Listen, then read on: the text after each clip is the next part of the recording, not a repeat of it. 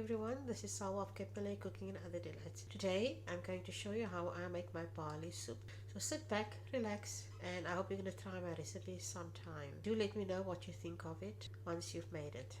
In this pot I've added about 3/4 cups of soup mix. You can see it's got barley, it's got split peas, we've got lentils, dal and chana dal as well.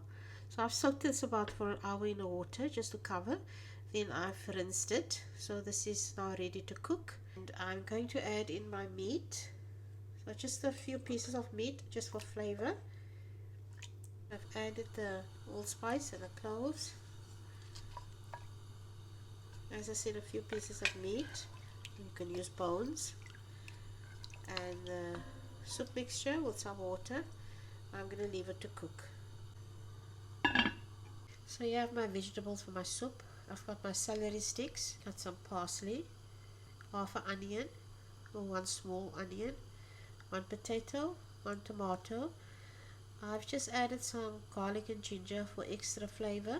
You can omit those, that's not completely necessary, it just gives the extra flavor to it, and it's good for the health as well. And I've got my carrots. I'm going to chop this and then liquidize it. Just chopping it roughly.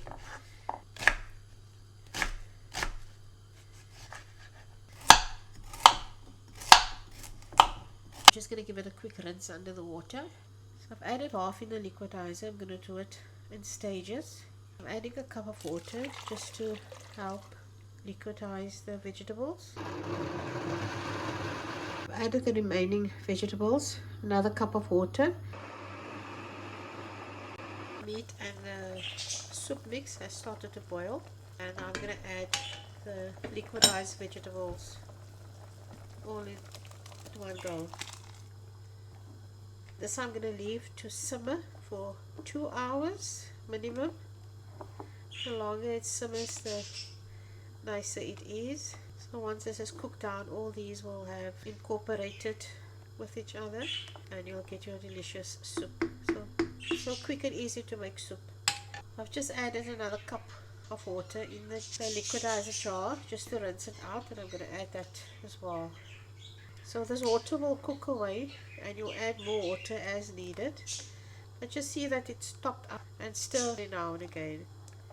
Season according to your taste. I always add minimal salt and pepper, and then put some extra salt and pepper on the table for people to use as they prefer. That's a pepper, just a bit of pepper. And there's your soup, quick and easy. Now it's just going to take its time to boil. I have here one vegetable cube as well that I'm going to add in. That's completely optional as well. The soup has been simmering for 2.5 hours. The meat is tender and soft.